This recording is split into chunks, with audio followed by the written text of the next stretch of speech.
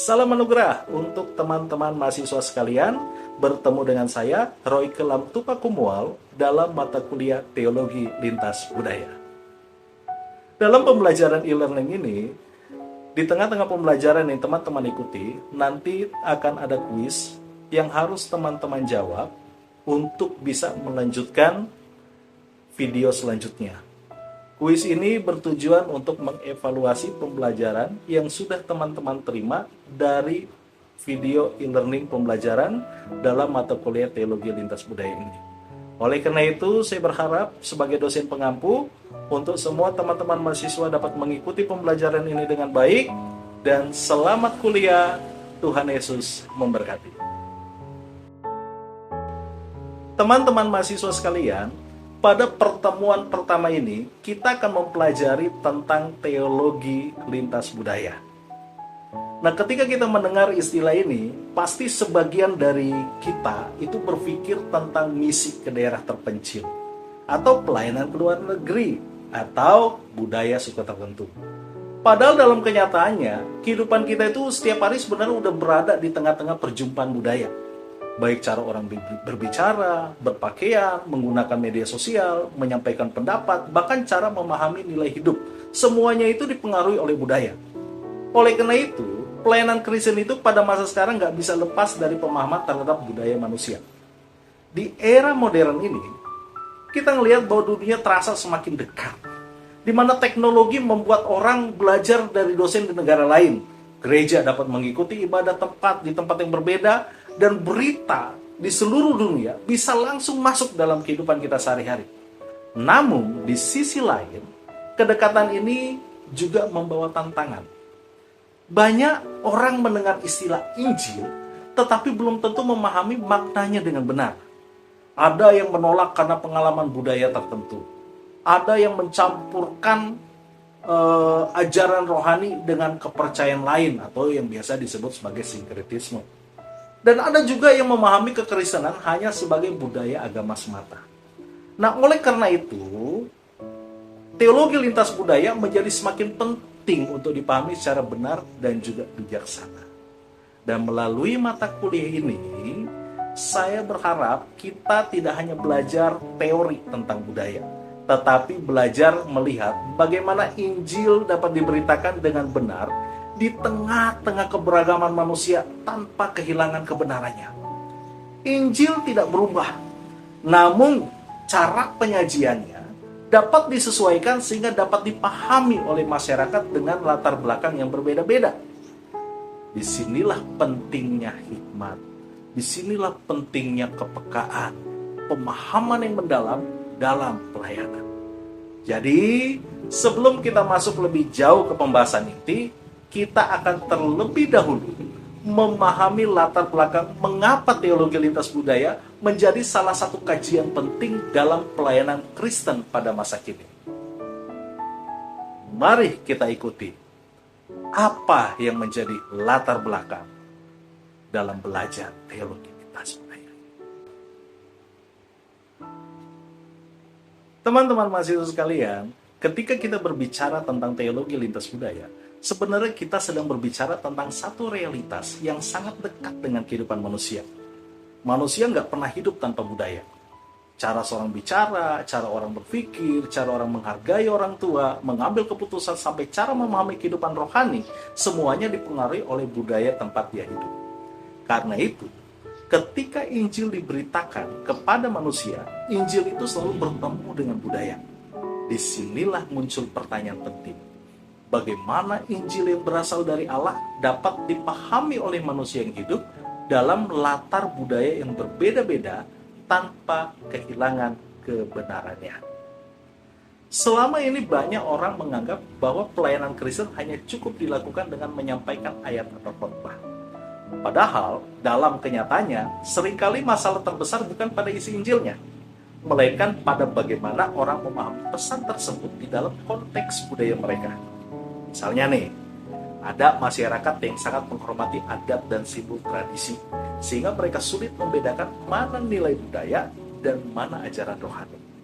Bahkan ada juga masyarakat modern yang hidup dipengaruhi oleh teknologi, logika, dan juga gaya hidup digital. Sehingga cara pendekatan pelayanannya tidak bisa lagi sama seperti puluhan tahun yang lalu. Jadi, persoalannya bukan karena Injil berubah, tetapi manusia memahami segala sesuatu melalui kerangka budaya yang mereka miliki. Karena itu, teologi lintas budaya menjadi penting untuk dipelajari. Kajian ini bisa membantu gereja memahami bahwa pelayanan tidak dapat dilakukan dengan pendekatan yang kaku dan seragam kepada semua.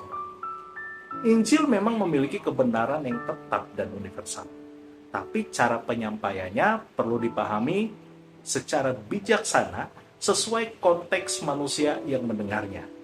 Disinilah dibutuhkan kepekaan, hikmat, dan pemahaman yang mendalam agar pelayanan tidak sekedar menyampaikan pesan, tetapi benar-benar membawa orang memahami karya pendamaian Allah secara jelas dan benar.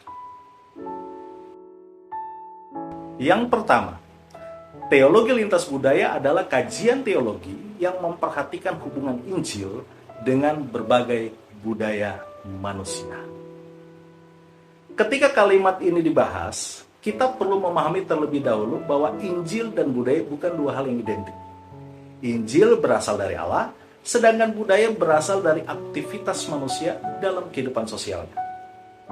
Budaya bisa berbentuk bahasa, bisa berbentuk kebiasaan, simbol, adat, pola pikir, seni, bahkan cara masyarakat memandang kehidupan. Nah, karena manusia hidup dalam budaya, maka setiap pemberitaan Injil pasti akan berinteraksi dengan budaya tersebut. Jadi, teologi lintas budaya mempelajari bagaimana hubungan itu terjadi secara benar. Nah, seringkali dalam sejarah pelayanan muncul dua sikap ekstrim. Ada yang terlalu menolak budaya sehingga semua unsur budaya dianggap salah. Sebaliknya, ada juga yang terlalu menerima budaya sampai akhirnya kebenaran Injil mulai dicampurkan dengan nilai-nilai yang bertentangan dengan firman Tuhan. Disinilah pentingnya pemahaman teologis yang benar dan seimbang. Gak semua budaya harus ditolak, tetapi tidak semua budaya juga dapat diterima begitu saja. Budaya perlu diuji berdasarkan kebenaran firman Allah. Contoh sederhananya lah, dalam penggunaan bahasa daerah dalam pelayanan sebenarnya dapat membantu orang lebih mudah memahami pesan rohani.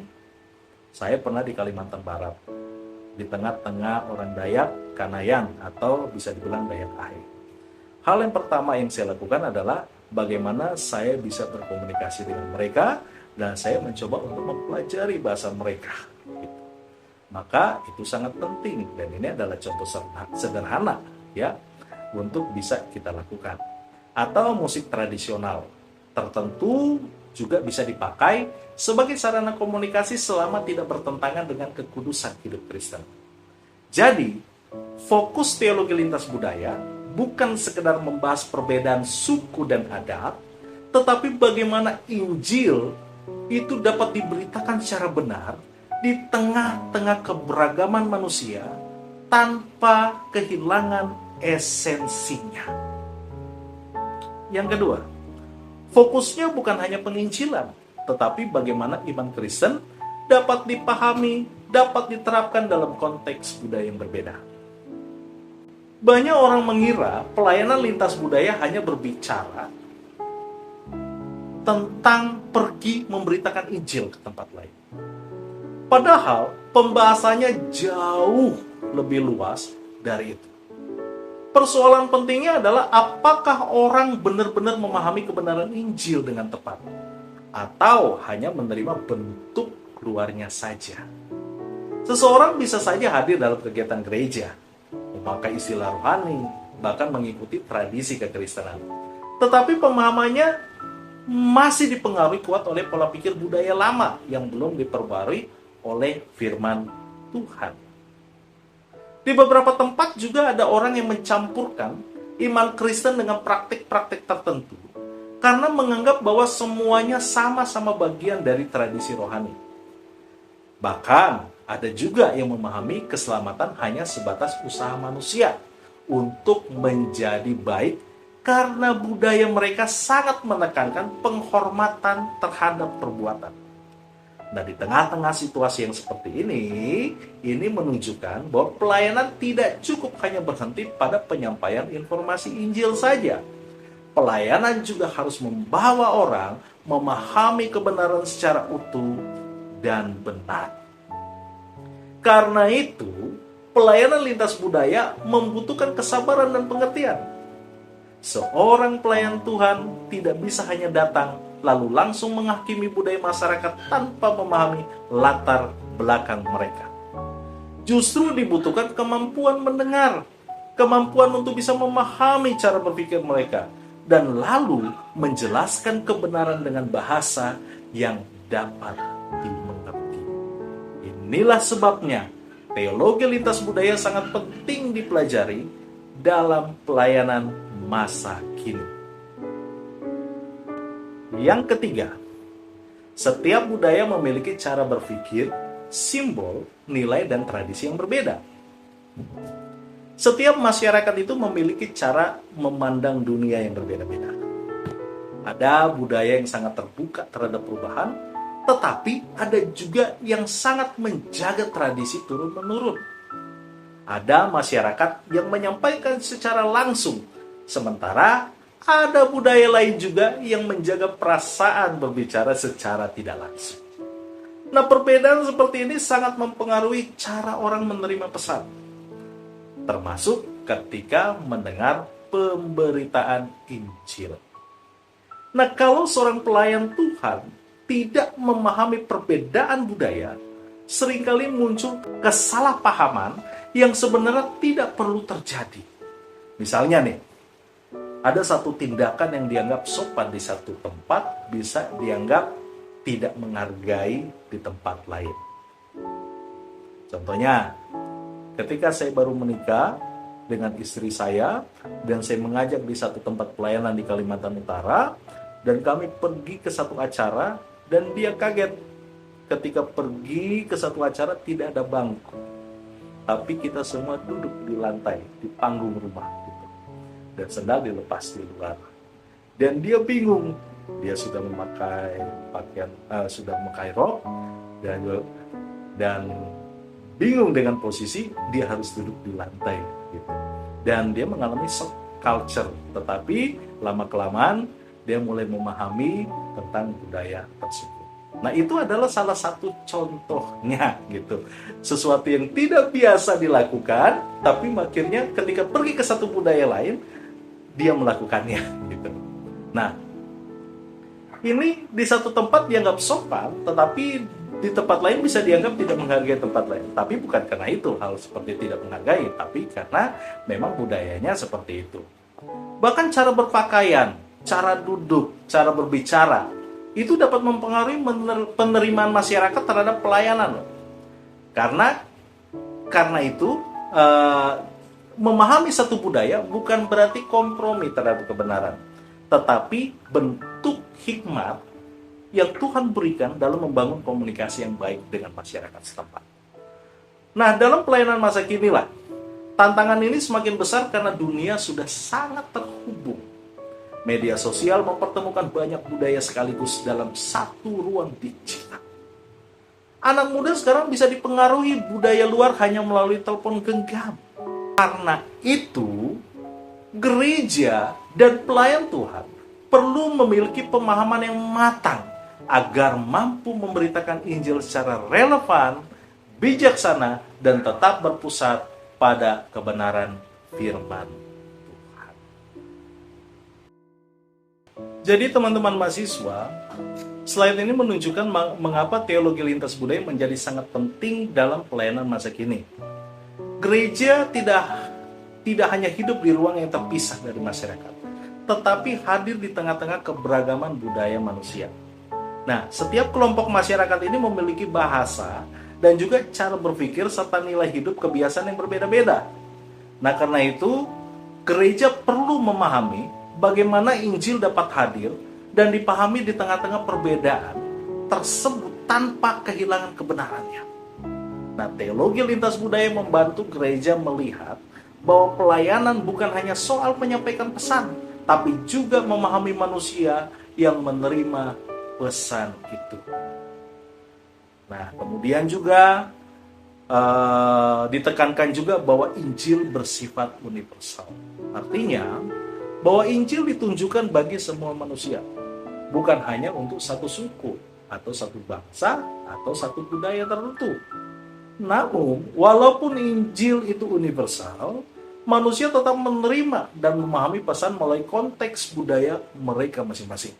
Contohnya, cara menjelaskan satu kebenaran kepada masyarakat perkotaan tentu berbeda dengan pendekatan kepada masyarakat adat atau masyarakat pedesaan. Isi Injilnya tetap sama, tetapi cara menjelaskannya perlu bijaksana supaya dapat dimengerti dengan jelas. Disinilah pentingnya memahami budaya dalam pelayanan. Dan pada poin terakhir menegaskan bahwa pelayanan lintas budaya bukan sekedar pendekatan sosial atau kemampuan beradaptasi dengan lingkungan. Pelayanan lintas budaya adalah bagian dari pelayanan pendamaian Allah kepada manusia. Allah ingin semua bangsa mendengar kabar keselamatan.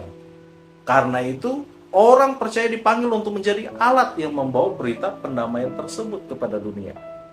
Jadi, memahami budaya bukan tujuan akhir pelayanan, melainkan sarana agar Injil dapat diberitakan dengan benar, dengan jelas, dan menjangkau hati manusia di berbagai latar belakang kehidupan.